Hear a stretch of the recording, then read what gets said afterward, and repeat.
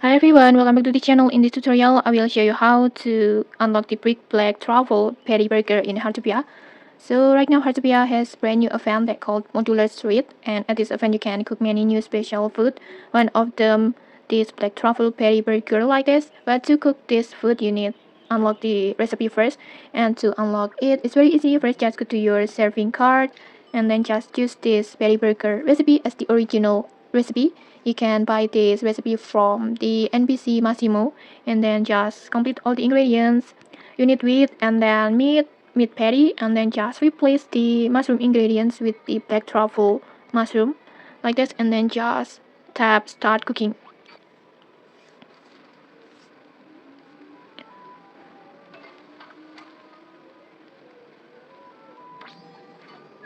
And okay, like that you will automatically unlock this Black Truffle Patty Burger in Heartopia.